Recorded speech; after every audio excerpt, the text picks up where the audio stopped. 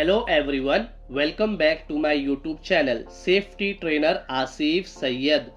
आज के इस वीडियो में हम लोग बात करने जा रहे हैं ऑटो इग्निशन टेम्परेचर के बारे में। तो बिना किसी देरी के आइए वीडियो को शुरू करते हैं।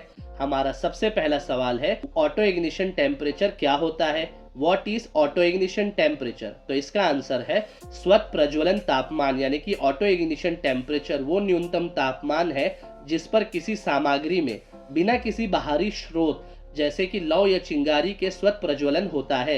यानी कि ऑटो इग्निशन टेम्परेचर वो लोएस्ट टेम्परेचर है जिस पर किसी मटेरियल्स पर बिना किसी एक्सटर्नल सोर्स जैसे कि फ्लेम या स्पार्क के बिना ही स्पॉन्टेनियसली इग्नाइट होता है। इस आंसर में ध्यान देने वाली बात यह है कि आग को स्टार्ट होने के लिए 3 कंपोनेंट्स का आपस में मिलना जरूरी होता है, जैसे कि ऑक्सीजन, हीट एंड फ्यूल। जब ये आपस में मिल जाएगा तो केमिकल रिएक्शन होगा, उससे फायर होगा। तो ये तो सच बात है। और ऑटो इग्निशन टेम्परेचर के डेफिनेशन में हम देख रहे हैं अभी कि बिना एक्सटर्नल सोर्स यानी कि फ्लेम या स्पार्क के बिना भी आग लग सकता है। तो ये कहने का मतलब ऑक्सीजन और फ्यूल है, हीट के बिना भी आग लग जाएगा ये कह रहा है। तो ये कैसे होगा, कैसे मुमकिन है, आइए देख लेते कहना क्या चाह रहा है एक्चुअली। ऑटो इग्निशन टेम्परेचर ये वह टेम्परेचर है जिस पर किसी मटेरियल्स में बिना किसी एक्सटर्नल सोर्स जैसे कि फ्लेम या स्पार्क के बिना ही स्पॉन्टेनियसली इग्नाइट होता है। ये भी सही है। तो अब आगे का देख लेते हैं।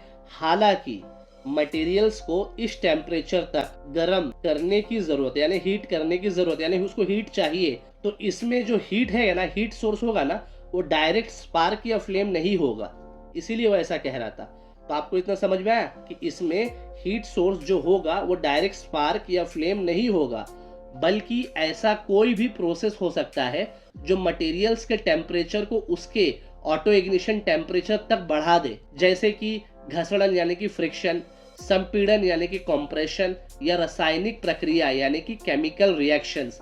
तो ये जो था ना, इसके वजह से हीट पैदा होगा और आग लग जाएगा। ऑटो इग्निशन टेम्परेचर इसी को कहते हैं। कहने का मतलब ये है कि गर्मी पर्यावरण या आंतरिक प्रक्रियाओं से आती है।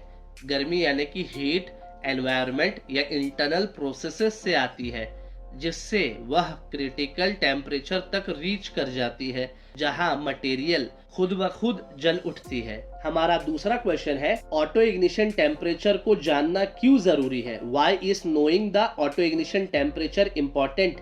तो इसका आंसर है, ये उन जगहों पर सेफ्टी इंश्योर करने के लिए जरूरी है जहां ज्वलनशील पदार्थों का संचालन होता है, यानी कि जहां फ्लेमेबल मटेरियल्स को हैंडल किया जाता है ताकि एक्सीडेंटल फायर्स के रिस्क से बचा जा सके। हमारा तीसरा क्वेश्चन है, किसी पदार्थ का स्वत प्रज्वलन तापमान किन कारकों से प्रभावित होता है? यानी कि what factor influence the auto ignition temperature of A substances?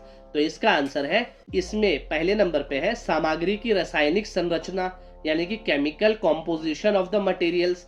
दूसरे नंबर पे है वायुमंडलीय दबाव यानी कि एटमॉस्फेरिक प्रेशर। तीसरे नंबर पे है ऑक्सीडाइजर की उपस्थिति यानी कि प्रेजेंस ऑफ ऑक्सीडाइजर्स।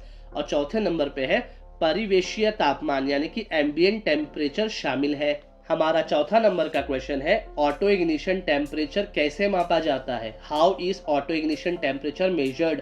तो इसका आंसर है, ऑटो इग्निशन टेम्परेचर का मापन नियंत्रित वातावरण में नमूने को गर्म करके किया जाता है जब तक कि उसमें ऑटो इग्निशन ना हो जाए। कहने का मतलब ये है, सैंपल को कंट्रोल एनवायरनमेंट में हीट करके ऑटो इग्निशन टेम्परेचर को मेजर किया जाता है जब तक कि वो स्पॉन्टेनियसली इग्नाइट ना हो जाए। हमारा पांचवा नंबर का क्वेश्चन है, ऑटो इग्निशन टेम्परेचर का ज्ञान कहाँ लागू होता है? Where is knowledge of auto ignition temperature applied? तो इसका जवाब है, ये रसायनों के सुरक्षित भंडारण और संचालन प्रक्रियाओं को डिजाइन करने, औद्योगिक सुरक्षा प्रोटोकॉल विकसित करने और अग्नि सुरक्षा मानकों को बनाने में लागू होता है। कहने का मतलब ये है, ये केमिकल्स के सेफ स्टोरेज और हैंडलिंग प्रोसीजर्स को डिजाइन करने और इंडस्ट्रियल सेफ्टी प्रोटोकॉल्स को डेवलप करने और फायर सेफ्टी स्टैंडर्ड्स को क्रिएट करने में अप्लाइड होता है। उम्मीद करता हूँ आपको ऑटो इग्निशन टेम्परेचर का कॉन्सेप्ट बहुत ही अच्छे से समझ में आ चुका होगा। इस वीडियो को देखने के लिए बहुत बहुत शुक्रिया। अगर आपको मेरा ये वाला वीडियो पसंद आया तो लाइक बटन को दबाना बिल्कुल भी ना भूले। चैनल को सब्सक्राइब और बेल आइकन को प्रेस कर ले ताकि और भी ऐसे इंपॉर्टेंट टॉपिक्स आपको मिलते रहें। तो मिलते हैं किसी और न्यू वीडियो में किसी और न्यू टॉपिक के साथ। तब तक के लिए goodbye and take care.